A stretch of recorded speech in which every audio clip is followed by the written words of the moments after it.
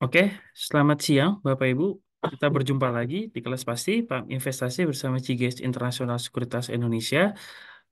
Untuk kita, tema kita pada siang hari ini adalah membahas optimalkan pasif income dengan investasi saham yang akan dikupas tuntas bersama Mas Andri ya dari Retail Research Analis CGS Internasional Sekuritas Indonesia. Lalu perkenalkan nama saya Wisnu Adikumara dari tim Digital Business CGS Internasional Sekuritas Indonesia akan membahas dari sisi platform ya iTrade. Jadi kami bikin mekanisme bahwasanya untuk di sesi pertama kita akan bahas terkait investasi ya, pengenalan terlebih dahulu, lalu dilanjutkan oleh iTrade ya, jadi simulasi untuk berinvestasinya menggunakan iTrade dan cara mekanisme jual dan belinya. Nah, sebelum itu tentunya kita mungkin perkenalkan dari sisi CGS itu apa dan cara buka rekeningnya seperti apa. Mungkin saya izinkan saya screen untuk website resmi kita. Oke. Eh, ini adalah website resmi kami di CGS Internasional ya. Bisa di search aja atau diketik cgsi.co.id/home ya. Jadi Bapak Ibu bisa mendapatkan semua informasi berupa promo dan cara buka rekeningnya. Nah, yang pertama yang akan saya tampilkan di sini adalah untuk membuka rekening, Bapak Ibu bisa langsung klik register di sini. Kita ada dua produk ya, atau dua akun, atau tipe ya, atau tipe investasi ya dalam bentuk saham gitu ya. Ada yang pertama reguler, yang kedua adalah syariah. Jadi kalau misalnya Bapak Ibu ingin berinvestasi secara syariah, kita sudah ready untuk membuka rekeningnya secara online dan gampang. Lalu untuk regulernya juga disatukan platform di sini ya. Jadi kalau misalnya Bapak Ibu ingin membuka rekening, tentunya bisa memasukkan alamat email yang aktif seperti contoh yang saya lakukan. Lalu masukkan password ya. Pastikan password ini menggunakan 8 karakter, ada huruf besar satu beserta angka. Lalu dilanjutkan dengan konfirmasi passwordnya. Lalu klik di sini recaptcha-nya dan lalu klik register. Dan setelah itu pastikan Bapak Ibu alamat emailnya benar ya, karena kita akan mengirimkan notifikasi di email Bapak Ibu untuk link aktivasinya seperti itu. Jadi ketika sudah diklik link aktivasinya, Bapak Ibu silakan untuk melanjutkan membuka rekeningnya. Tuh, oke. Lalu selanjutnya di sini selain saham kita juga ada produk reksadana ya. Dan ini baru hadir untuk Bapak Ibu yang mungkin tertarik untuk berinvestasi dengan gampang dan mudah ya, itu ada di reksadana. Jadi kita sudah ada beberapa produk yang Bapak Ibu bisa pilih dengan metode yang kita sudah siapkan gitu ya. Apakah beresiko atau tidak beresiko dan lain sebagainya. Kita sudah siapkan untuk reksadana yang Bapak Ibu bisa beli secara gampang dengan iTrade Fund dan gampang banget pembeliannya atau registrasinya karena nggak sampai 2 hari itu ya, cukup sehari aja udah bisa melakukan pembukaan rekening seperti itu. Lalu di sini juga ada warren terstruktur ya. Warren terstruktur itu biasanya kita juga pernah bahas di kelas pasti sebelumnya. Dan kita juga ada promo ya. Jadi untuk promo ini kemarin kita ada promo untuk sebentar ya. Untuk promonya ini adalah sebentar, promonya itu ada di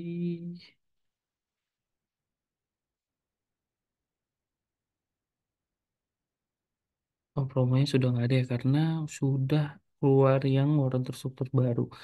Nah, mungkin saya jelasin aja order strukturnya di sini ya.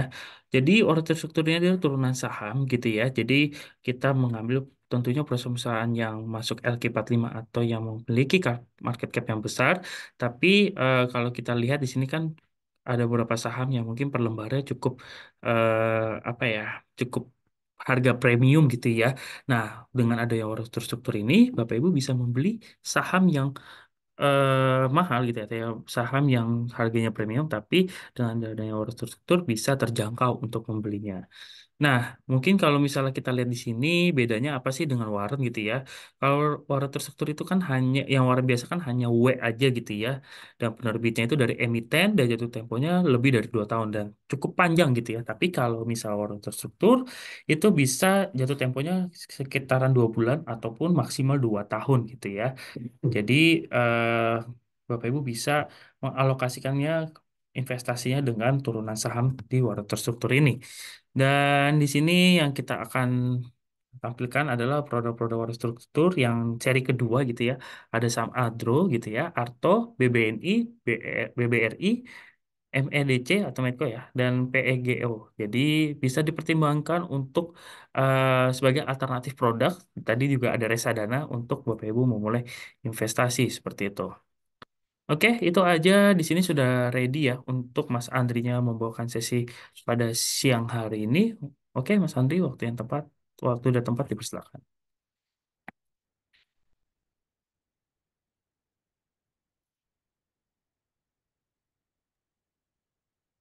Oke, terima kasih Mas Wisnu ya atas openingnya. Untuk sesi pertama ini ya akan diisi oleh saya dulu ya. Jadi mungkin sebentar, kayaknya belum muncul ya tampilannya. Oke,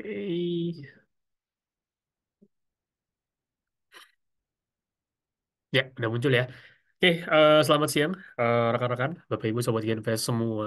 Selamat datang di kelas pasti yang sebenarnya topik obrolan siang ini atau materi siang ini cukup ringan ya.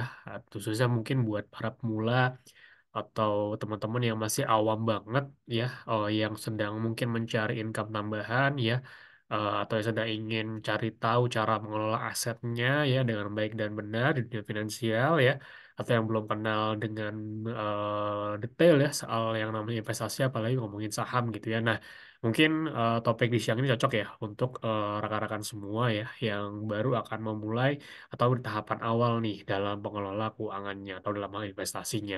Jadi topik hari ini saya akan membahas ya, mungkin lebih mendeskripsikan dengan lebih sederhana lagi apa itu investasi, lalu step by stepnya seperti apa ya, dan tips and triknya nanti seperti apa ya. Jadi sebagai bekal di awal sih buat teman-teman agar lebih paham ya arti sebetulnya dari investasi khususnya di saham juga teman-teman. Salam kenal, saya Adrian dari tim research ya, retail research ya dari CGSI. Oke, nanti juga ada pertanyaan boleh disampaikan aja ya. Nah, by the way, sebelum nanti kita ngomongin ke masalah investasinya gitu, kita coba tarik dulu di awal banget gitu ya. Mengapa kita bekerja, mengapa kita berupaya ya dengan kerja keras untuk mengumpulkan cuan gitu ya. Kita nabung, kita persiapkan dana. Pasti ada satu alasannya, yaitu karena kita punya mimpi, karena kita punya impian, kita punya target ya untuk masa depan kita. Pastikan seperti itu. Dan setiap orang, setiap individu, Bapak Ibu semua, termasuk saya pribadi, saya yakin banget ya, pasti punya impiannya masing-masing tentunya. Dan kita pun ya, selain membayangkan gitu ya, apa sih impian kita, tujuan kita, goals kita ke depannya. Yang tak kalah penting sih, yaitu persiapannya gitu ya. Jadi harapan saya sih jangan sampai hal yang sudah kita impikan, hal yang sudah kita cita-citakan itu nampaknya hanya menjadi angan semata kalau kita nggak punya persiapan yang proper sebetulnya. Maksud dari persiapan yang proper ini fokusnya kemana? Salah satu fokusnya adalah ke persiapan dananya, karena suka tidak suka ya, mau tidak mau pasti akan berhubungan dengan yang namanya duit gitu ya, sama cuan ya, sama money lah, pasti akan berhubungan sama yang namanya uang. Maka dari itu kita kan bekerja keras, berupaya keras untuk mengumpulkan uang tersebut ya untuk mencapai impian-impian kita. Entah mungkin ada yang prepare mau punya rumah di usia sekian gitu ya, atau mungkin mau lanjut pendidikan lebih tinggi lagi, mau jalan-jalan keliling benua Eropa misalnya, atau beli barang-barang impiannya. Bebas sebetulnya ya segala macam mimpi, target, goals kita di masa depan. Tapi yang terpenting adalah di sini saya ingin tekankan bagaimana persiapan kita atau preparationnya seperti itu.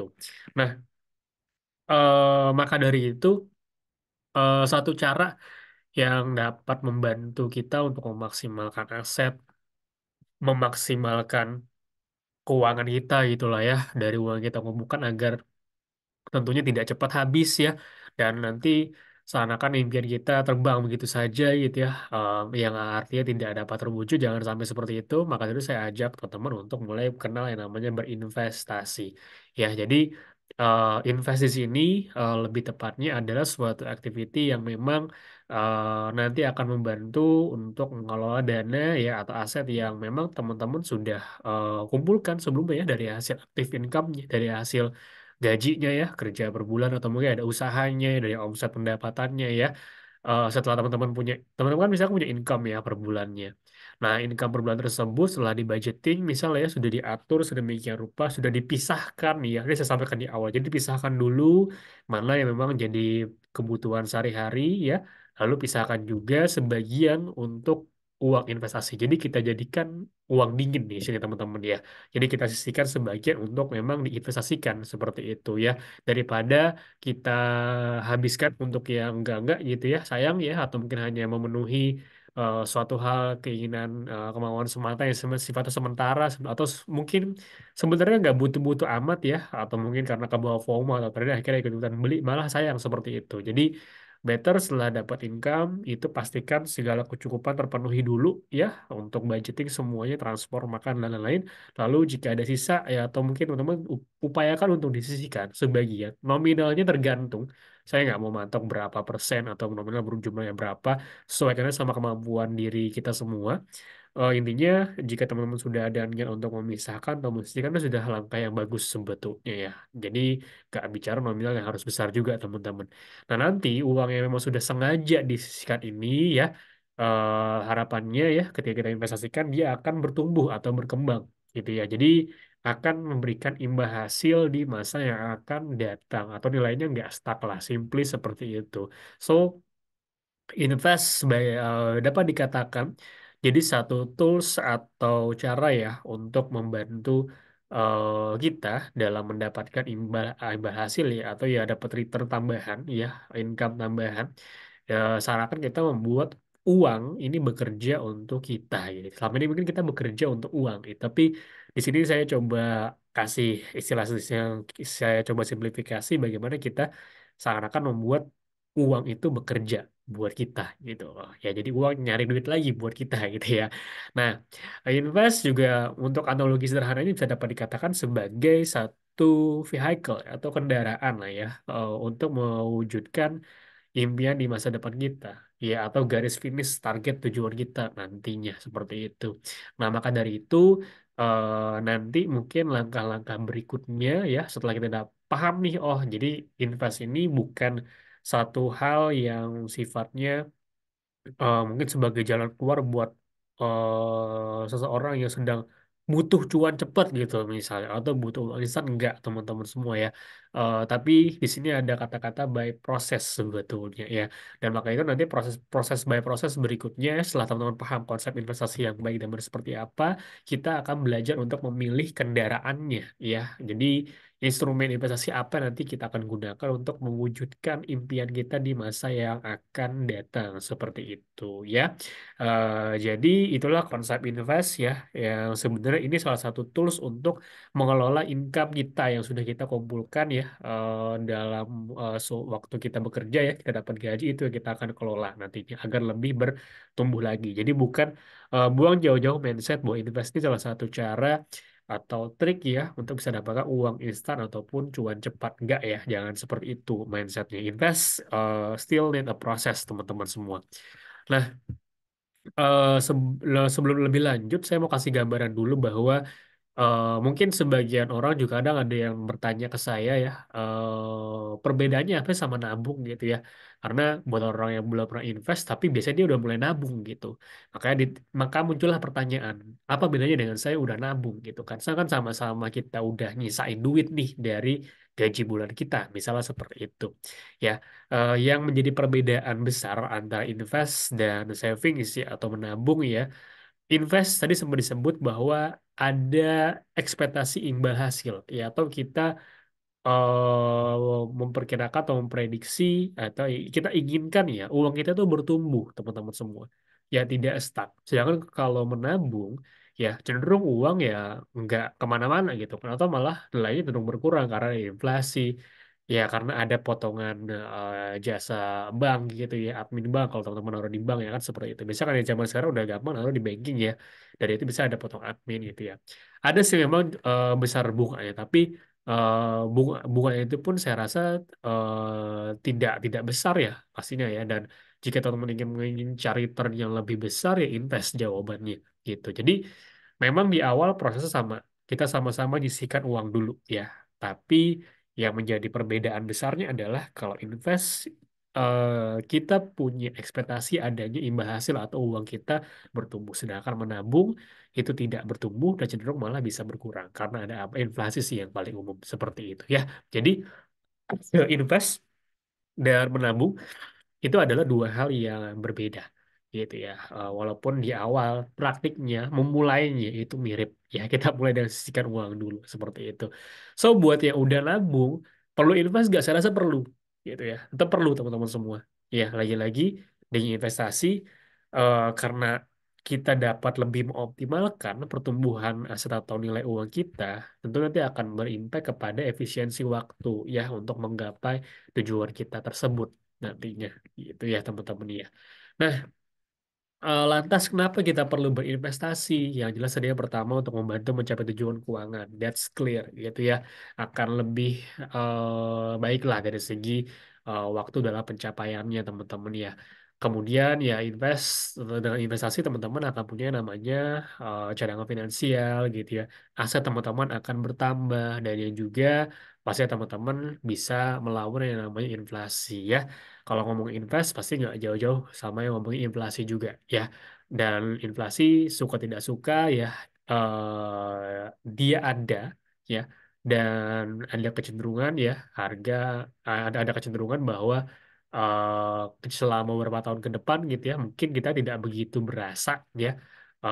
Tapi lama-lama mungkin nanti teman baru akan aware ya setelah beberapa tahun ke depan bahwa oh harga-harga ini mulai bertambah naik gitu. Jadi ngomongin soal inflasi adalah sederhananya, ini adalah suatu fenomena di mana harga-harga secara umum itu mengalami kenaikan. Ya, simply misalnya mie instan aja gitu ya, mie instan mungkin kalau teman-teman makan di warkop ya atau mungkin di resto ya mungkin start from 15.000 sampai 25.000 gitu lah ya, yang zaman sekarang. Ya, tapi possible nggak nanti di berapa 10 tahun yang akan datang mungkin semangkok mie instan ya bukan bakmi ya tapi mie instan ya, mie rebus atau mie goreng gitu ya, mungkin semangkok udah start from 30 atau 50.000 mungkin nggak ya, mungkin saja gitu 10 sampai 15 tahun ke depan. Maka dari itu contoh sederhananya ya. Kemudian apalagi misalnya nilai uang 100.000 deh misalnya ya mungkin zaman sekarang 100.000 mungkin masih besar gitu ya, kita datang ke warung kita belanja 100.000 mungkin sembako masih cukup banyak lah dapatnya. Tapi nggak menutup kemungkinan dalam beberapa tahun yang akan datang nilai 100.000 ini mungkin cenderung itu lebih rendah teman-teman semua ya. Yang tadi mungkin di tahun ini kita belanja bisa lebih banyak, tapi mungkin di 10 tahun, 15 tahun yang akan datang nilai 100.000 kita hanya dapat beberapa barang saja seperti itu. Jadi itulah inflasi. Maka dengan adanya fenomena ini, lantas kita harus punya preparation ya untuk bisa mengikuti perkembangan zaman juga, perkembangan inflasi. Salah satu caranya adalah dengan invest, teman-teman semua, yaitu kita mengoptimalkan nilai aset dan nilai income kita pastinya ya. Jadi invest ini selain memang dia membantu untuk mencapai goals ya, tujuan, target teman-teman, tapi juga membantu teman-teman untuk survive ya seiring dengan inflasi yang terus cenderung mengalami peningkatan dari tahun ke tahun. Biasanya seperti itu. Nah, kemudian satu hal yang perlu saya sampaikan ngomongin soal investasi terkait dengan portfolio risiko ya. Investasi ya memang target kita kan tadi ya untuk mendapatkan return atau imbal hasil di masa yang akan datang. Itu memang sangat-sangat akan menyenangkan gitu ya. Kita bisa mendapatkan return, kita dapatkan passive income, kita dapatkan cuan tambahan deh ya. Tapi perlu diingat teman-teman, inilah yang membedakan nantinya invest yang sungguh-sungguh dengan invest yang bodong gitu ya. Jadi maksudnya investasi itu ada risikonya, jelas gitu ya. Dan maka dari itu, kita sebagai individu yang nanti akan mempraktikkan, ya, kita akan menjalani proses investasi ini, kita perlu paham sejauh mana profil risiko dari diri kita. Ya, simply ada yang namanya konservatif, moderate, dan juga agresif. Intinya, eh, semakin ke arah agresif berarti teman-teman mampu untuk mentoleransi risiko yang lebih tinggi juga. Tapi juga diiringi dengan potensi cuan atau return yang lebih tinggi. Ya, jadi high risk and high return. Ya, itu ya yang logik yang make sense kalau ada instrumen yang menawarkan atau investasi yang menawarkan cuan atau imbal hasil yang besar, pasti ada risiko yang besar juga. Jadi nggak harus dipaksakan, karena setiap orang pasti berbeda-beda. Teman-teman bisa menentukan sendiri, dan teman-teman nanti yang akan merasa ya sesuai dengan kemampuan dirinya. Jadi yang bisa mengetahui diri sendiri adalah teman-teman ya. Jadi kalau bertanya ke orang atau bertanya ke saya rasa itu kurang tepat. Jadi nanti akan menjadi teman-teman, better teman-teman bisa sesuaikan. Ya, dulu pun saya juga demikian. Saya bertanya ke orang kayaknya nggak efektif. Pada akhirnya saya langsung terjun gitu ya, langsung merasakan seperti apa ya dunia investasi ini, dan akhirnya bisa menentukan seperti apa profil risiko saya seperti itu. Jadi by experience sih. Nanti teman-teman yang akan menentukan sendiri di mana batasan. Saran saya adalah tidak perlu untuk melihat profil risiko orang lain gitu ya.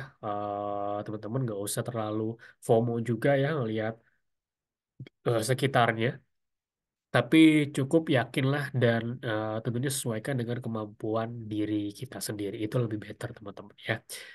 Kemudian ini ya tadi kaitannya dengan yang ngomongin soal investasi bodong ya. Jadi investasi bodong itu ya atau investasi abal-abal yang sayang sekali mungkin sampai detik ini masih ada saja oknum-oknum yang seakan-akan menawarkan ke orang-orang yang masih awam. Ya, ini mungkin jadi tugas kita juga setelah teman-teman selesai keluar dari kelas ini ya bisa di-sharing ke teman-temannya, saudara-saudaranya gitu ya atau sanak familinya bahwa harus berhati-hati ya jika ada investasi ya, jika ada oknum ya atau seorang yang menawarkan investasi seakan-akan cuannya itu besar ya, cuan cepat besar instan atau mungkin nggak ada risikonya ya, pokoknya banyak janji-janji manis lah seperti itu ya, tipu-tipu muslihat teman-teman. Jadi hati-hati ya, jangan sampai terjebak gitu ya. Ingat kata saya sebelumnya bahwa investasi itu high risk and high return. Ya, jadi kalau ada yang bilang investasi itu high return dan low risk atau bahkan zero risk, nah itu patut dicurigai. Itu biasanya adalah hoax ya teman-teman ya. Jadi investasi yang tepat adalah intinya seiring dengan cuan atau imbal hasil ditawarkan, risikonya pun juga ada. Ya pastinya juga investasi yang real ya itu harus punya izin ya, punya regulasi yang clear, yang jelas pastinya ya teman-teman ya. Kalau cuma hanya sekedar angan-angan ya jual-jual janji manis, nah itu hati-hati ya teman-teman. Harap berhati-hati banget ya, karena zaman sekarang oknum-oknum ini nampaknya makin canggih ya, bersilar lidah untuk merekrut korban-korban barunya ya teman-teman ya. Yang seakan mengajak ke investasi yang real tapi padahal itu hanya merugikan. Yang ada nanti orangnya bisa orang kabur tuh seperti itu ya. Nah, dan di sini saya ingin sampaikan bahwa investasi yang betul, investasi yang benar di mana gitu ya, biar nggak terjebak dengan kondisi oknum-oknum seperti itu yang mengajak investasi yang bodoh, investasi yang asal-asalan. Saya mengajak teman-teman untuk mengenal yang namanya pasar modal. Ya, investasi di pasar modal ini saya jamin aman ya, regulasinya jelas ya, pastinya terstruktur ya, dan bahkan memang sudah diawasi. Kita under dari otoritas jasa keuangan. Ini menjadi satu media investasi yang tepat ya buat setiap individu yang memang membutuhkan untuk mengoptimalkan asetnya. Oke. Pasar modal sendiri, apa yang disebut dengan pasar modal? Definisinya apa sih? Seperti dengan namanya pasar ya gitu ya. Pasar itu kan tempat bertemunya eh, kedua pihak ya, dua pihak yang memang saling membutuhkan. Ada transaksi di sana gitu ya. Kalau di pasar biasa ya kita kenal misalnya pasar tradisional gitu ya, ada pedagang ayam, ada juga ada pembeli ayam gitu ya. Pembeli ayam mau masak ayam, kita beli ke pedagang ayam gitu ya. Dan pedagang ayam menjual hasil ternaknya mungkin ya, dan butuh dana ya gitu ya. Jadi dia mencari pembeli untuk yang mau memborong ayam-ayam ya seperti itu misalnya. Nah, ya. Dan kalau pasar modal sendiri, simply adalah nantinya di sini akan dipertemukan dua pihak, yakni kita sebut saja dengan perusahaan dan juga para investor, yaitu kita gitu ya. Investor itu kita, teman-teman ya, asumsinya. Perusahaan-perusahaan ini nanti akan membutuhkan dana tambahan ya, tentunya untuk ekspansi, untuk lebih berkembang lagi, lebih maju lagi untuk menjalankan segala kegiatan operasionalnya. Dan kita sebagai pihak yang memang butuh media invest gitu ya, butuh sarana investasi, kita yang punya kelebihan dana di sini.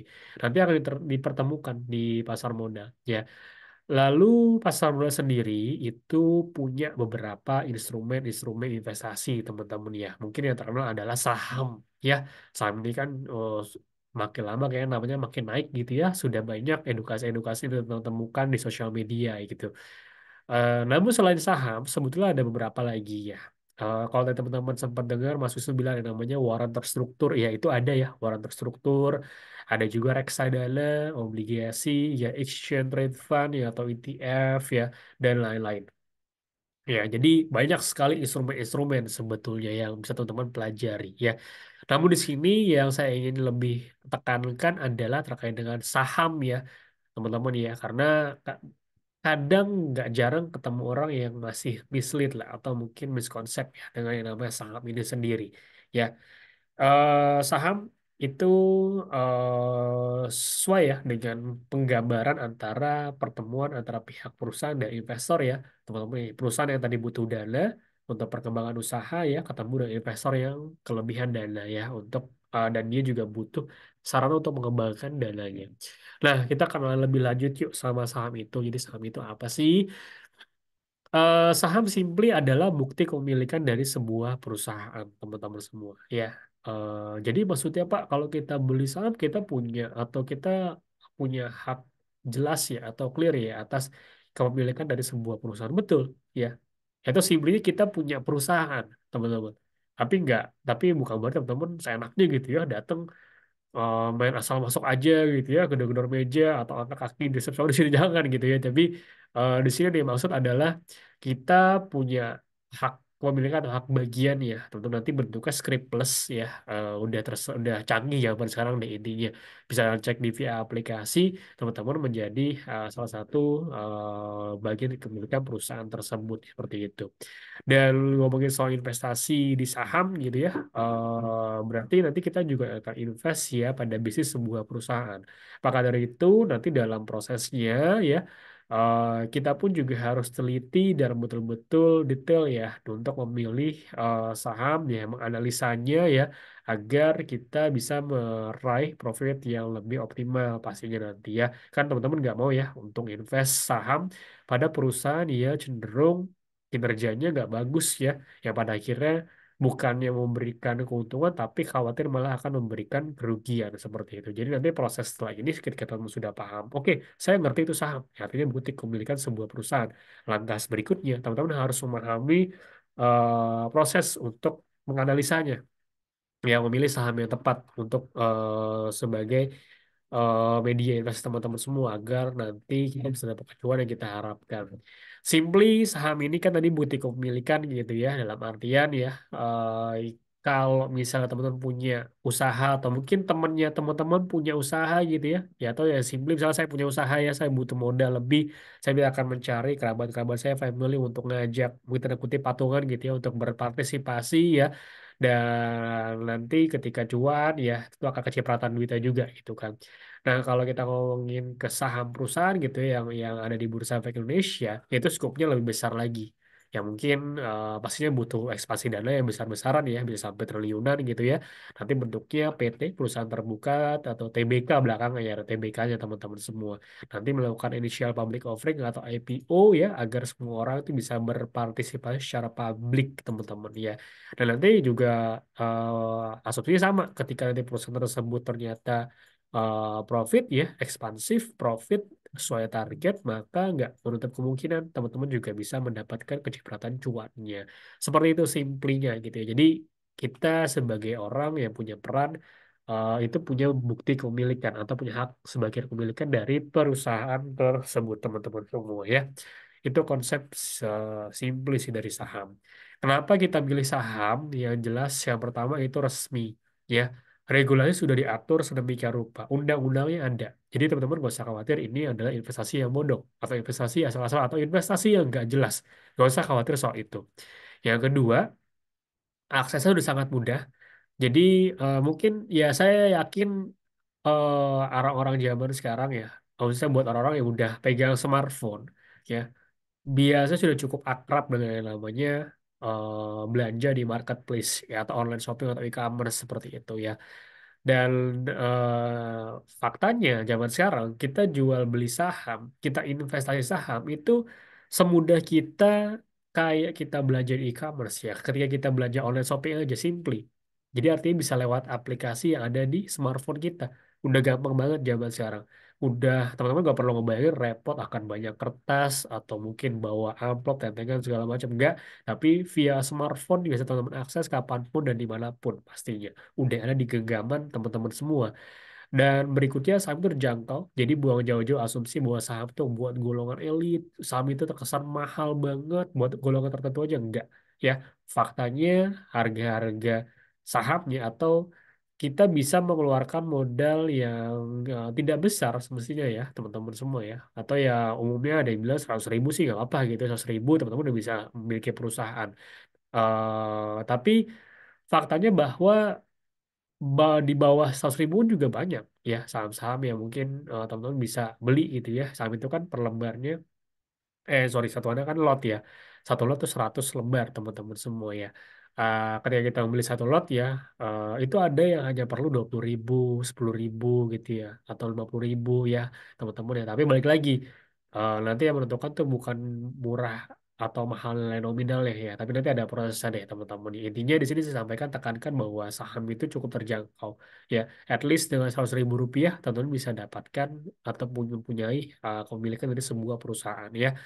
Kayak zaman sekarang 100.000 itu udah buat hangout ya, atau kita nongkrong-nongkrong cantik di kafe mungkin ya, terus 100.000 mungkin nggak terasa udah habis gitu. Tapi coba di sini kita ubah ya, sedikit habit kita sisihkan 100.000 ya. Selain emang udah biasa kita buat hangout atau mungkin beli satu hal barang-barang belanja all shop gitu, tapi kita sisihkan untuk membeli atau kita memilih ya atau mengambil kepemilikan dari sebuah perusahaan. Ya kita jual beli sahamnya melalui platform nanti lewat CGSI ya. Nanti akan disampaikan di sesi kedua nih sama Mas Wisnu ya.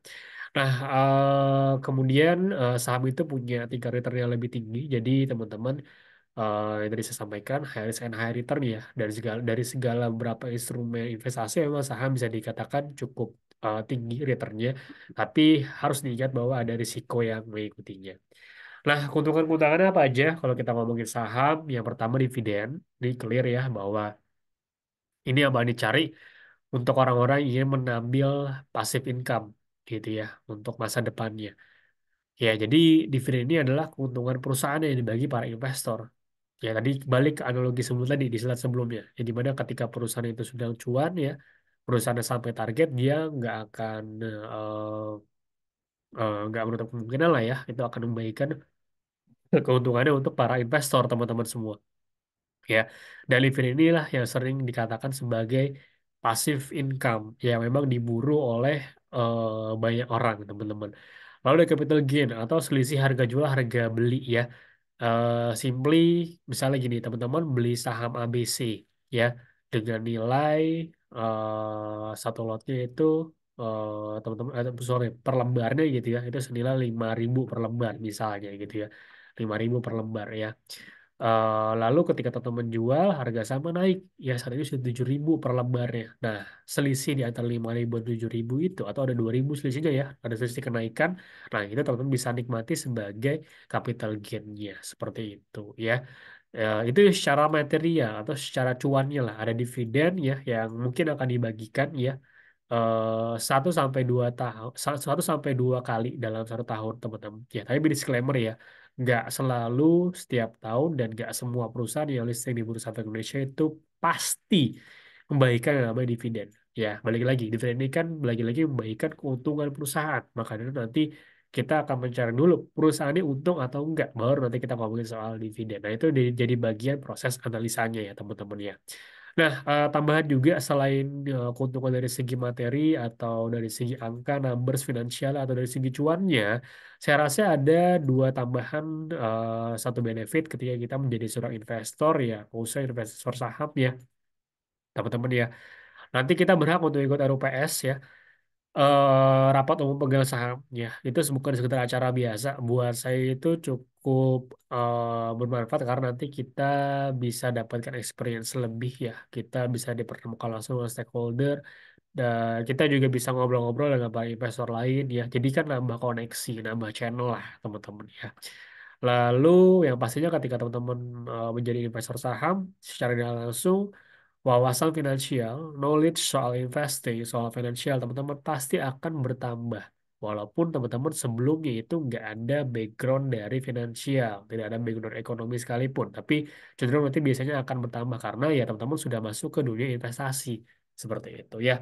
Itu menjadi satu benefit lain ya kalau kalau kita ngomongin selain dari segi materi, tapi dari segi knowledge, dari segi experience, channel, koneksi itu kita mendapatkan satu tambahan lagi lah seperti itu teman-teman. Jadi ya benefitnya cukup lumayan gitu ya, nggak cuma sekedar cuan doang.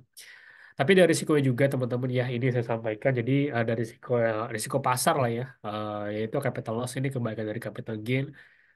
Jika kita memilih saham ya yang cenderung mungkin merugi ya harganya turun terus gitu ya kita beli di 5.000 kita jual di harga 4.000 artinya kan ada selisih kerugian nah itu kita tanggung teman-teman ya karena pasti di market ya saham itu fluktuatif jadi ada fluktuasi harga naik turun ya tergantung berbagai faktor yang mempengaruhinya ya nanti kita next mungkin belajar after ini ya jadi harga di market tuh naik turun teman-teman semua ya dengan berbagai banyak faktor baik mungkin dari fundamental atau mungkin dari aspek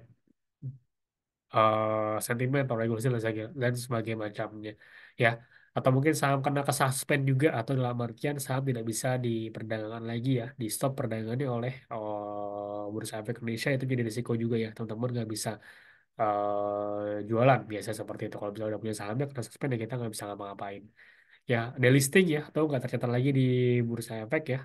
Dan yang paling worst case sih bangkrut ya namanya bisnis itu kan satu entity yang hidup sih menurut saya ya. Dan tentu untuk agar hidupnya itu tetap berlangsung lebih lama gitu mungkin bahasanya ya maka dari itu kan harus survive ya harus cuan ya harus growth ya agar perusahaan tersebut tidak mati atau tidak bangkrut seperti itu maka teman-teman hati-hati nanti dalam proses jangan sampai memilih atau salah pilih perusahaan yang cenderung kinerjanya itu tidak tidak tidak growth ya atau tidak ada prospek yang cerah di masa yang datang teman-teman ya kebayang ya risikonya cukup besar teman-teman dan jangan khawatir ada cara untuk minimalisir risikonya yang pertama teman-teman jelas gunakan uang dingin ya tadi sama saya sampaikan di awal lalu pastikan lakukan analisis yang detail ya. Hati-hati bertahap yang detail teman-teman jangan terlalu overhype akan suatu emiten atau saham yang lagi naik misalnya itu jangan FOMO gitu ya karena biasanya FOMO ini akan menjadi bumerang ya buat kita sendiri teman-teman karena kita hanya ikut-ikutan saja ya dan biasanya orang FOMO itu nggak pegang landasan atau analisis ya seperti itu dan lakukanlah diversifikasi ya apa itu diversifikasi nanti saya akan sampaikan. Nanti ada di slide berikutnya ya oke. Jadi teman-teman wajib untuk melakukan analisis ya. Ngomongin ada analisis itu banyak tipenya, tapi secara general tuh ada fundamental, ada teknikal.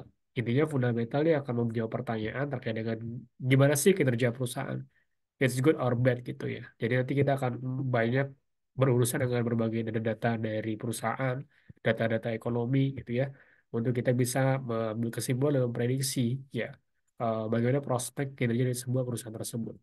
Kalau ada teknikal, ini ngomongin masalah timing. So, jadi di sini nanti kita bisa menjawab pertanyaan. Ya, biasanya orang banyak nanya tuh kalau mau invest atau sedang trading gitu ya. Kapan sih waktu yang tepat buat kita beli? Kapan waktu yang tepat udah kita jual gitu ya. Nah, pertanyaan tersebut akan terbantu ya jawabannya ketika teman-teman mempelajari apa itu analisis teknikal. Ya, fundamental dan teknikal ini hanya tools lagi-lagi. Teman-teman bisa pilih mau yang mana. Mau di combine juga nggak masalah. Jadi nggak ada yang lebih baik dari salah satunya gitu ya. Saya rasa kedua sama baiknya sama bagusnya tergantung kita dalam penggunaannya nantinya teman-teman ya. Dan tergantung prefer dari strategi gitu ya. Ada preferensi kembali lagi seperti itu ya teman-teman ya. Jadi tidak penting ya harus selalu membandingkan kira-kira mana yang lebih baik yang antara fundamental teknikal sama saya pelajari aja keduanya teman-teman semua ya dan keduanya sama-sama bagus kok kan goalsnya kan at the end untuk mencari cuan gitu ya hanya berbeda dari perspektif atau pendekatannya aja Nah, saham itu ada di sekitar kita. Jadi mungkin yang teman-teman baru nyadar bahwa atau mungkin baru aware gitu ya, ternyata barang-barang jasa yang selama ini kita gunakan, kita pakai ya, dari kita bangun tidur sampai ke tidur lagi, itu bisa kita miliki juga perusahaannya. Gak cuma kita milikin produknya atau jasanya kita gunakan, tapi perusahaannya kita bisa jadi bagian dari perusahaan juga teman-teman. Ya, jadi mulailah aware ya kalau teman-teman nanti ini salah satu step yang paling gampang juga buat pemula biasanya karena kan pemula bisa bingung ya mau beli saham apa sih. Nah, teman-teman bisa start dari saham yang ada di sekitar kita gitu. Ya. Ini gambaran dari market kita bahwa sejelek-jeleknya mungkin market kita gitu ya, secara umum ini masih cenderung bullish ya teman-teman semua ya. Bahkan setelah sempat dihajar krisis ya COVID-19 pada beberapa waktu tahun beberapa tahun yang silam yang lalu ya teman-teman ya, cenderung market kita udah ya sih kita ini masih cenderung bullish sebetulnya seperti itu. Ya. Nah, ngomongin saham yang ideal gitu ya, buat jangka panjang untuk di keep ya, jangka panjang seperti apa sih? Jadi, saham yang cukup oke ya, secara umum ya, teman-teman. Yang pertama profitable, jelas ya.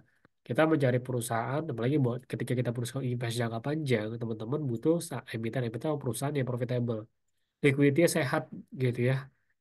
Pastinya konsisten dalam soal growth atau bertumbuh ya. Dan secara valuasi ya ketika dia valuasinya worth ya atau lebih murah itu lebih bagus teman-teman semua gitu ya. Itu secara umumnya ya. Jadi intinya kalau saya sih prefer yang pernah profitable ya. Liquidity jelas sehat ya dan growth ya, kinerjanya seperti itu. Dan apalagi tambah nilai plus kalau harganya murah, murah secara valuasinya, under value, bukan dari segi nominal doang lihatnya seperti itu ya. Sedikit tips and trick sebelum kita mengakhiri webinar ini. Jadi yang pertama, teman-teman sebelum invest yaitu kenali dulu ya core bisnis dari sebuah perusahaan ya. Ini penting ya nanti dalam tahapan analisa ya karena kita perlu membandingkan juga dengan emiten-emiten ya inline ya dengan kompetitor juga. Oleh karena itu kenali baik-baik, dalami betul-betul ya seberapa detail rinci dari bisnis sebuah perusahaan tersebut baik buruknya seperti apa lalu nanti orang punya bahan untuk perbandingan antar kompetitor karena dalam satu sektor bisnis yang sama itu kan pasti ada banyak perusahaan gitu ya di market juga demikian satu sektor yang sama mungkin ada banyak perusahaan dan kita perlu melakukan yang namanya perbandingan atau comparison gitu ya. Jadi kenalilah baik-baik ya teman-teman semua ya bisnis dari perusahaan tersebut. Lalu bisa pilih perusahaan utangnya rendah ya. Dalam arti kalau utangnya rendah ya atau utangnya mampu untuk dikelola deh. Itu pasti akan tidak akan mengganggu atau membebani dari si perusahaan dalam cara dia mengarahi profit. Jadi profitnya nggak banyak kegerus dalam urusan untuk membayar utang-utang aja. Ya ketika profitnya aman, cenderung sudah dikondisikan gitu loh ya. Teman-teman kan bisa lebih potensial untuk mendapatkan imbal hasil nanti berupa dividennya. Seperti itu ya. Dan ini bisa dicek melalui rasio keuangan, yaitu debt to equity ratio dan juga debt to asset ratio. Tapi saya nggak rekomen ya untuk menggunakan tips ini ketika teman-teman milih emiten-emiten perbankan. Kenapa? Ya karena perbankan secara bisnis ya itu adalah lembaga intermediasi ya teman-teman ya. Jadi nggak relate kalau kita ngomongin dari utang karena tapi kita lihat di banking. Nanti banking itu ada beberapa rasio-rasio khusus ya teman-teman. Tapi untuk di luar banking secara umum ya kita mencari perusahaan-perusahaan dengan utang yang bisa dikelola atau utang yang cenderung minim gitu lah ya. Perusahaan yang profitable jelas ya, karena semakin tinggi profit, cuan teman-teman sebagai investor juga akan semakin besar juga. Ini secara rasionya bisa dilihat dari ROE dan juga ROA, di mana ketika nanti angka semakin besar maka akan semakin bagus seperti itu ya teman-teman ya. Lalu pilih saham murah yang nggak murahan. Jadi ibarat kita beli barang top branded tapi harganya diskon. Ya it's a good value kan teman-teman ya. Siapa yang nggak suka gitu ya. Temu barang bagus banget, branded yang biasa harganya fantastis, premium, tapi teman-teman bisa dapatkan harga diskon. Pada akhirnya kita dapat value yang lebih. Ya, kita puas lah ya. Kita cukup worth ya untuk membeli barang tersebut. Nah, di market pun juga demikian. Kita bisa memilih saham yang secara kinerja oke ya ya seperti barang top branded inilah sahamnya gitu lah ya tapi ternyata harganya cukup diskon ya itu kan menjadi satu hal yang menarik sebenarnya teman-teman dan cara untuk memilih HT bisa lihat dari PE atau PBV ratio salah satunya ya. Dengan asumsi semakin kecil maka semakin baik atau semakin murah saya lagi murahnya ini bukan dari nominal ya tapi dari segi valuasinya Nah, terakhir, tidak lupa untuk melakukan diversifikasi portfolio dan put your egg in one basket. Jadi untuk minimalisir risiko ya, teman-teman bisa membagi ke beberapa emiten gitu ya. Misalnya konteks kita ngomongin investasi saham, teman-teman. Jangan teman-teman hanya fokus misalnya membeli atau memiliki perusahaan ya satu sektor aja, misalnya banking doang gitu loh. Ya, tapi juga punya misal emiten sektor lain kayak misal sektor consumer, sektor energi gitu ya. Agar portofolio teman-teman lebih balance gitu ya dan terhindar dari risiko yang berlebih ya atau risiko yang dalam di marketnya. Jadi contoh misalnya kalau teman-teman punya emiten banking saja gitu ya dalam portofolionya ketika sentimen ke banking lagi tidak bagus, harga saham cenderung turun terus gitu ya, itu kan pasti akan mempengaruhi portofolio kita secara keseluruhan. Tapi ketika kita membagi dengan ke beberapa sektor gitu ya, ternyata satu sektor dari kita selain sektor banking tadi itu ada yang mengalami penguatan, itu kan setidaknya minimalisir risiko yang sudah terjadi seperti itu. Ya, jadi saran saya sih lakukanlah diversifikasi. Perlu berapa saham Pak? Ya, apakah perlu 20, 30 saham? Enggak juga, teman-teman ya. Jadi nggak usah banyak-banyak kayak supermarket ya. Saran saya buat pemula, itu 3 sampai 5 saham cukup ya. Bahkan 5 saham ya udah kebanyakan. Asal nih ya, teman-teman fokus ya. Jadi sesuaikan dengan kemampuan teman-teman untuk bisa memantau, mengevaluasi saham tersebut ya.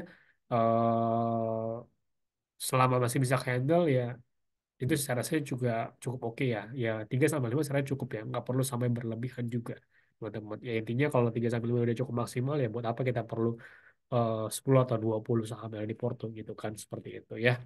Oke, itu singkatnya materi dari saya mengenai dengan pemahaman soal investasi. Jadi kesimpulannya, investasi lagi-lagi ini by proses teman-teman semua ya. Ini kan menjadi tahapan-tahapan yang kita perlu lalui untuk mengembangkan income kita, aset kita untuk mencapai impian kita di masa yang akan datang.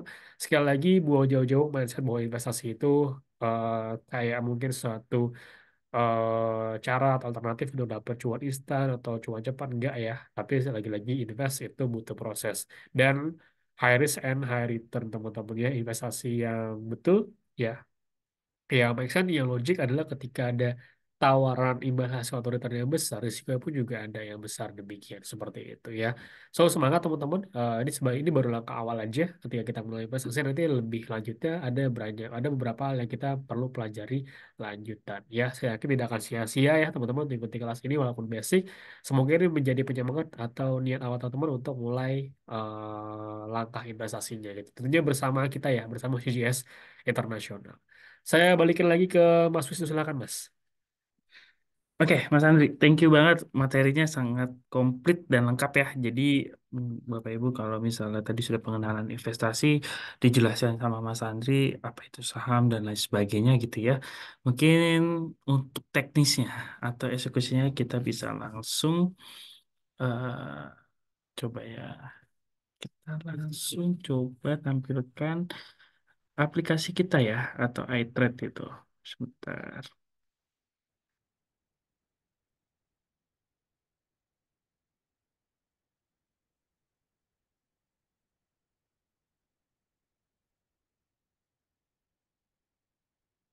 Yang kita akan bahas siang hari ini adalah iTrade tapi versi mobile. Sorry. Versi desktop ya.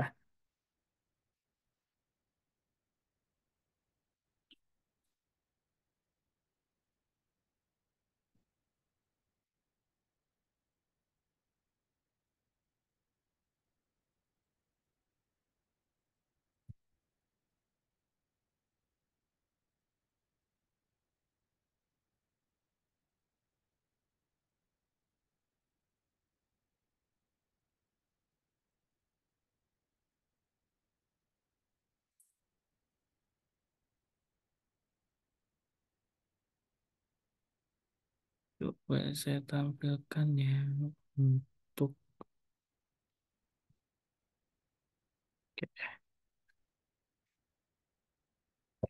Oke, ini adalah aplikasi kami, iTrade versi desktop ya, atau biasa nasabah atau kami sebut adalah Pro 11 Trade. Jadi ini bisa di-download secara mudah ya, ada di website kita, atau nanti akan diinformasikan ke sales atau diinformasikan melalui sales seperti itu untuk link downloadnya. Nah, saat ini jika Bapak Ibu sudah membuka rekening, nanti akan menerima seperti rekening dana nasabah atau biasa kita kenal adalah RDN, SID ya, lalu ada user ID, password, dan PIN seperti itu. Nah, di sini mungkin saya akan jelaskan cara mekanisme menggunakan iTrade ya. Jadi, sebagai contoh, kita coba masukkan user ID. Nah, user ID ini tentunya akan dikirimkan by sistem ya. Nanti akan dikirimkan ke email Bapak Ibu semua, beserta password dan PIN. Dan ini akan yang dipakai seterusnya ketika ingin melakukan transaksi. Jadi kalau misalnya mau pakai aplikasi mobile atau website ya, web based, itu hanya user ID-nya satu, seperti itu. Nah, kita coba masukkan password ya. Nah, sebelum itu juga di iTrade ini, di Pro 11 ini, kita bisa mengecek apakah koneksi kita itu stabil atau tidak. Caranya gampang banget, bisa koneksi setting, lalu kita cek connectivity-nya. Nah, kalau seperti ini ya, kalau misalnya kayak mix URL-nya sudah sukses, real-time connection IPS-nya juga udah sukses, secondary press connection IP-nya juga udah sukses gitu ya, dan yang lainnya sudah sukses, maka kita sudah ready untuk login menggunakan iTrade ini. Lalu kita coba login, kita coba stop dulu, nanti kita tampilkan lagi. Nah, ini adalah aplikasinya. Ketika pertama kali login, akan langsung diarahkan ke menu trading. Nah, mungkin saya akan menjelaskan basic-basic pertanyaan nasabah ya ketika menjadi investor baru di CGS Internasional. Berapa minimum deposit gitu ya? Berapa minimum deposit ketika menjadi nasabah CGS Internasional? Nah, untuk pembuka rekening tentunya tidak ada minimum deposit ya. Jadi buka rekening dulu sampai aktif. Nanti Bapak Ibu bisa depositnya ketika ingin melakukan transaksi aja gitu ya. Dan pastikan untuk jangka waktunya ada ini ya, ada batas waktunya. Takutnya kalau misalnya sudah lebih dari 6 bulan, akunnya sudah ditutup gitu ya. Jadi perlu diperhatikan kembali. Lalu yang kedua, berapa fee transaksi beli dan jual gitu ya. Nah, fee transaksi beli itu di 0,18-15% dan fee jualnya di 0,28-15% seperti itu. Nah, di sini juga tidak ada biaya bulanan ya. Jadi, semua data market yang Bapak Ibu dapatkan di iTrade ini bersifatnya gratis. Jadi, sangat mudah dan gampang tentunya dan hanya dikenakan fee transaksi aja. Lalu yang ketiga ya, biasanya ini yang menjadi pertanyaan nasabah juga gitu ya. Apakah ada dana mengendap di RDN gitu ya? Nah, untuk di CGS internasional tentunya tidak ada dana mengendap gitu atau dana yang disisakan dari RDN. Jadi, Bapak Ibu ketika mau menarik semua dananya itu bisa ditarik semuanya dan untuk penarikan dananya itu juga bisa dilakukan secara real time atau lebih bisa kita terima adalah T plus 0. Jadi kalau misalnya kita input sebelum jam 10 gitu ya, Bapak Ibu bisa mendapatkan dananya di siang harinya seperti itu ya. Jadi untuk melakukan penarik dana atau cash withdraw bisa dilakukan di hari yang sama. Oke, itu aja biasanya yang menjadi pertanyaan nasabah ya kepada kami. Nah, kita selanjutnya di sini akan menjelaskan terkait berapa menu yang disajikan dalam Pro 11 ini. Nah, yang pertama ini adalah rapid order ya, dan di sini juga tertampil untuk user ID-nya. Kita bisa memilih saham, ya kan? Misalnya sebagai contoh ini adalah saham Telkom, kita bisa merubah seperti GGRM, Gudang Garam ya, atau eh, saham-saham yang Bapak Ibu ingin transaksikan seperti itu ya. Lalu di sini juga kita bisa masukkan jumlah lotnya. Nah, untuk transaksi kita minimum untuk adalah satu lot atau kalau kita jabarin adalah 100 lembar saham seperti itu.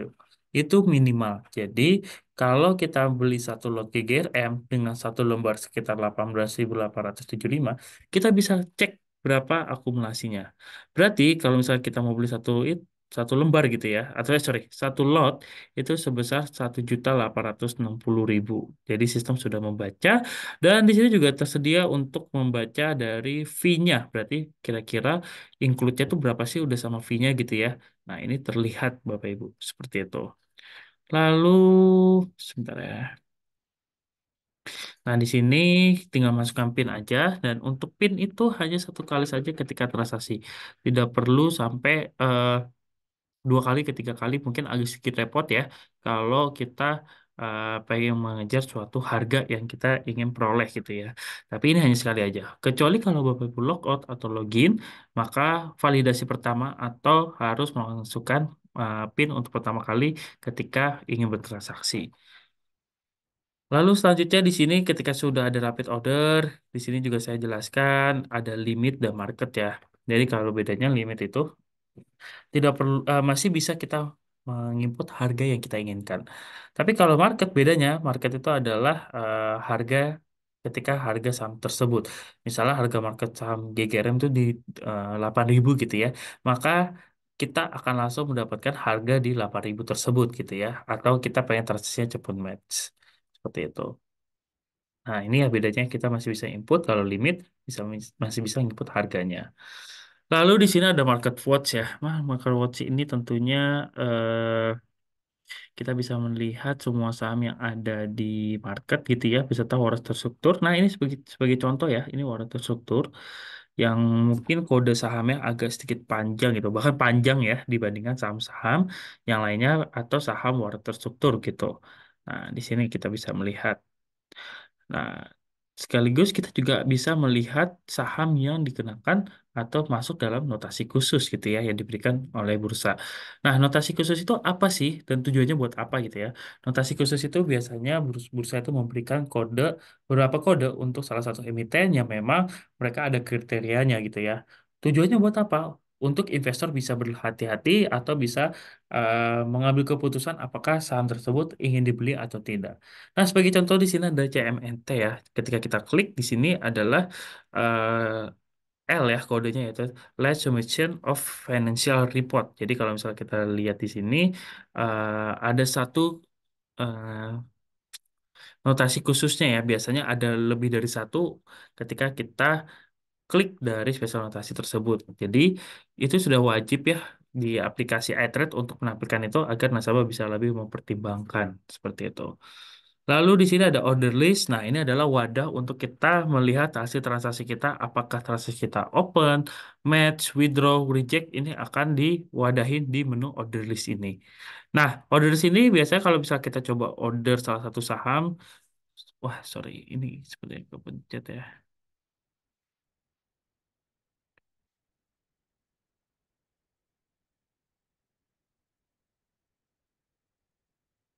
Nah, sebentar, coba.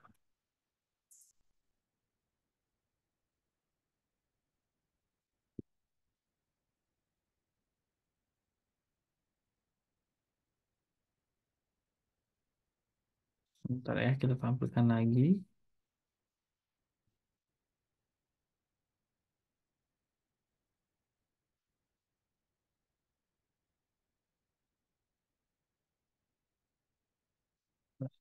Share. Oke.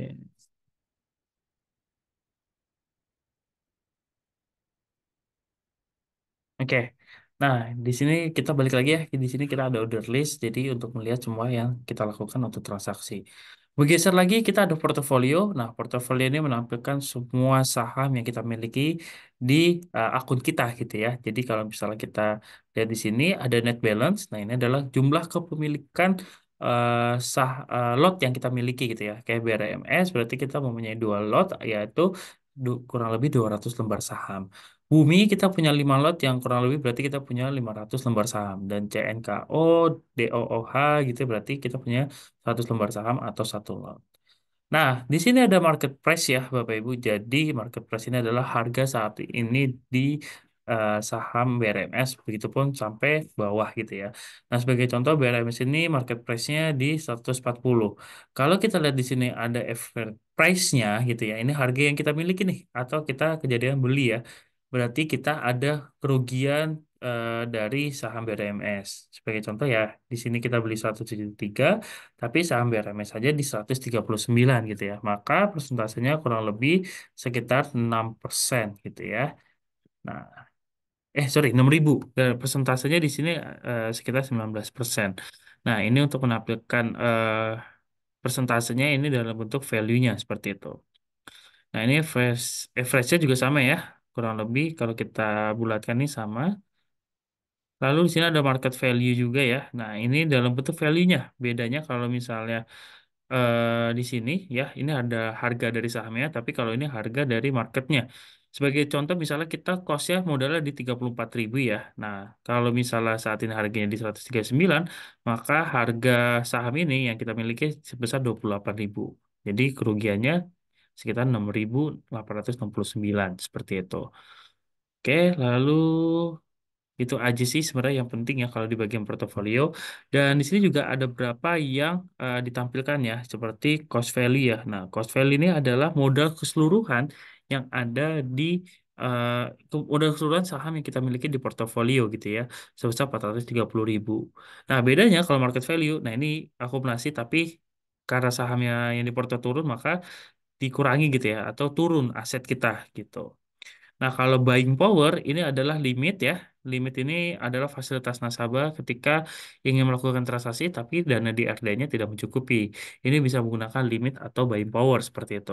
Nah, ini sangat membantu nasabah ketika ingin mendapatkan harga yang terbaik ya, atau harga yang diinginkan oleh nasabah karena dananya tidak mencukupi. Kalau kita proses apa namanya? Deposit itu pasti akan memakan waktu, biasanya bisa menggunakan buying power ini atau limit. Nah, ketika menggunakan buying power ini atau limit gitu ya, pastikan ada beberapa yang harus diperhatikan itu atau harus dicek gitu ya. Pertama adalah Bapak Ibu harus melakukan deposit ketika menggunakan buying power di T plus 2.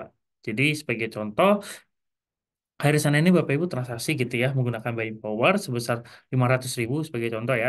Nah, ketika sudah T plus 2 gitu ya, pastikan Bapak Ibu bisa mendepositnya gitu ya, agar di T plus 3, ketika Bapak Ibu belum melakukan pembayaran kewajiban, tidak dikenakan bunga, dan di T plus 4, saham yang Bapak Ibu beli itu tidak dijual paksa, seperti itu ya.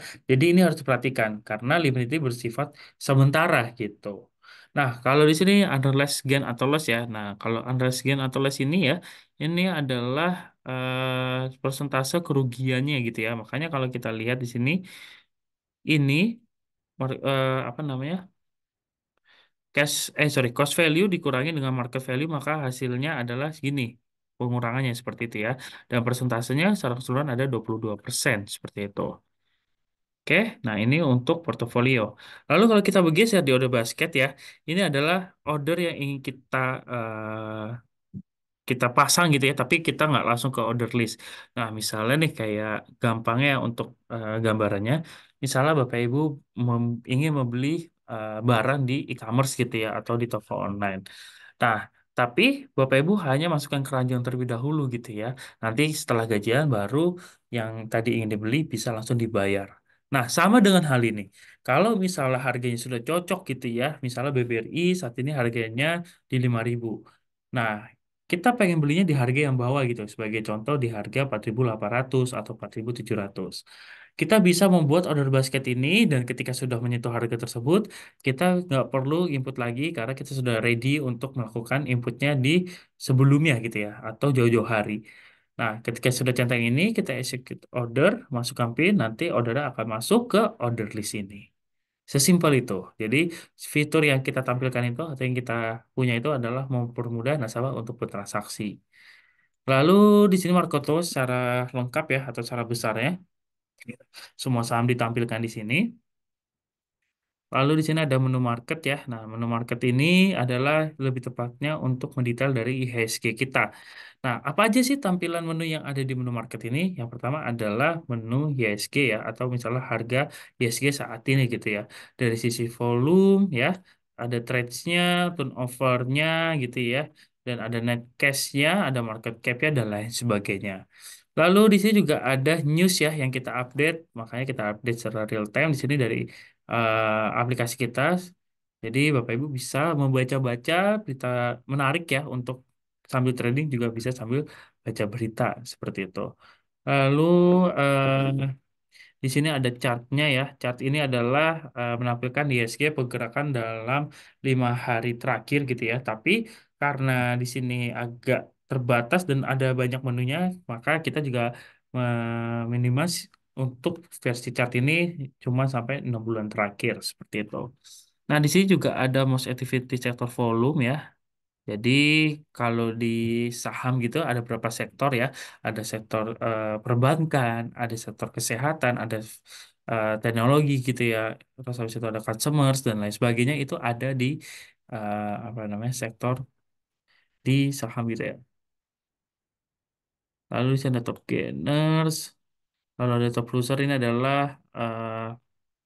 menampilkan saham-saham yang kenaikannya cukup signifikan atau penurunannya cukup signifikan seperti itu ya. Nah, mungkin yang sudah tahu atau sudah pernah bertransaksi sebelumnya ya, bisa nggak untuk saham-saham aja yang ditampilkan, tetapi untuk waran terstruktur atau warannya itu tidak ditampilkan dalam top gainers ataupun top loser. Nah, ini nggak bisa ya, karena ini terjadi di market. Jadi, walaupun mayoritas adalah saham, walaupun waran terstrukturnya juga masih tidak sebanyak saham, maka kalau kenaikannya cukup signifikan, maka dia akan menampilkan adalah waran terstruktur. Karena ini adalah kejadian yang di market dari top gainers maupun top loser. Dan untuk most activity ya, atau jumlah terbesar dari sisi value juga kita tampilkan ada saham Goto ya. Oh sorry, ini dari sisi volume ya. Dan trades itu juga ada dari sisi Goto.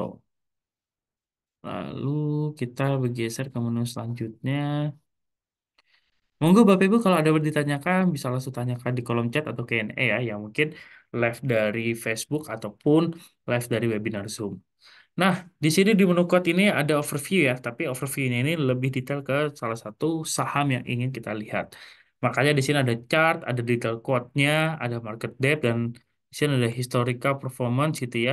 Jadi kita bisa melihat performance dalam 1 minggu gitu ya. Kalau kita lihat di sini Telkom bagus gitu ya, persentasenya naik gitu. Dan tapi untuk 1 bulan terakhir, 3 bulan terakhir, atau 1 tahun secara akumulasi itu turun. Jadi kita bisa melihat dari historical performance per sahamnya tersebut.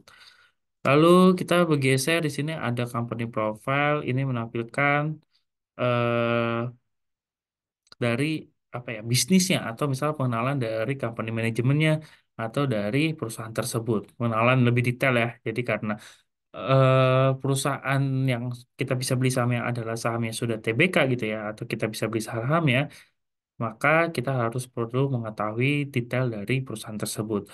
Nah, makanya di sini juga ada namanya laporan keuangan.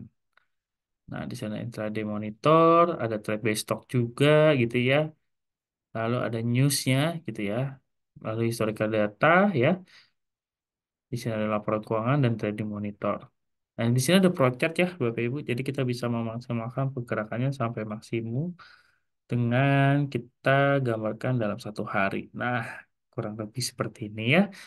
Jadi kita sudah siapkan untuk Bapak Ibu bisa trading dengan nyaman dan aman ketika menggunakan iTrade dan di sini kita sudah siapkan beberapa indikator yang bisa digunakan. Sebentar ya, indikatornya itu ada di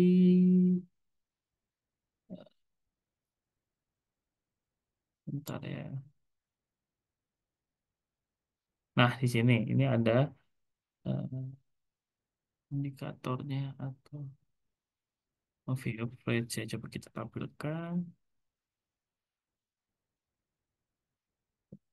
Di sini kita coba apa kita pakai MACD ya. Coba moving average. Oh, sorry. Ke close lagi ya.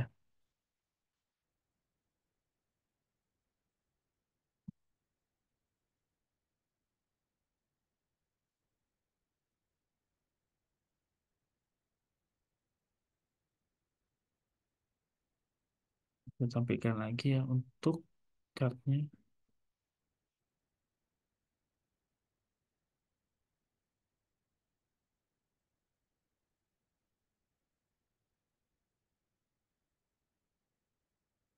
Nah, nah, ini ya kita bisa menggunakan beberapa indikator seperti moving average ya. Coba seperti ini. Jadi bisa disesuaikan sesuai dengan kebutuhan. Oh, belum tertampil ya, sorry. Nah, seperti ini ya. Jadi kalau misalnya untuk memasukkan indikator, gampang banget Bapak Ibu. Jadi tinggal pilih yang ini. Lalu sebentar ya.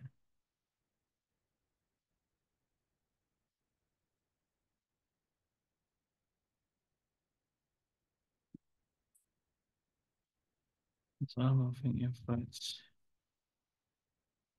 Nah, seperti ini. Dan ada beberapa indikator yang bisa digunakan agar Bapak Ibu bisa menganalisa dengan gampang. Nah, di sini juga ada MyWatch ya. Jadi kita bisa memasukkan saham-saham pilihan kita, tentunya di iTrade gitu ya. Misalnya kita memasukkan di sini ada sebentar. Misalnya di sini ada GGRM sebagai contoh. Yang kita tambahkan lalu Telkom, terus Unilever seperti ini. Jadi ini adalah MyWatch untuk saham-saham pilihan Bapak Ibu. Nah, mungkin kurang lebih itu aja ya Bapak Ibu, dan untuk menu buy dan sell bisa di sini ya. Jadi kita bisa lihat misalnya sebagai contoh di sini ada menu Telkom. Nah, saham Telkom maksudnya, lalu kita bisa memasukkan harganya, bisa turunin atau menaikkan sahamnya atau harganya ya. Dan kita masukkan jumlah lotnya. Di sini bisa satu lot. Lalu di sini kutilnya ya, kita bisa pakai di ada day atau order day atau session ya. Kategorinya bisa kondisional. Nanti kita bisa lebih jauh untuk pelajarinya di nextnya ya, Bapak Ibu. Jadi ini adalah new order untuk kita melakukan transaksi. Mungkin itu aja Bapak Ibu. Ada pertanyaan terkait iTrade?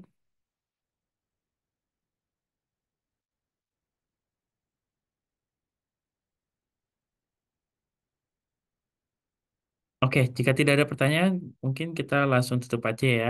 Baik, terima kasih Bapak Ibu yang telah mengikuti kelas pasti. Sampai jumpa di kelas pasti selanjutnya. Terima kasih dan selamat siang.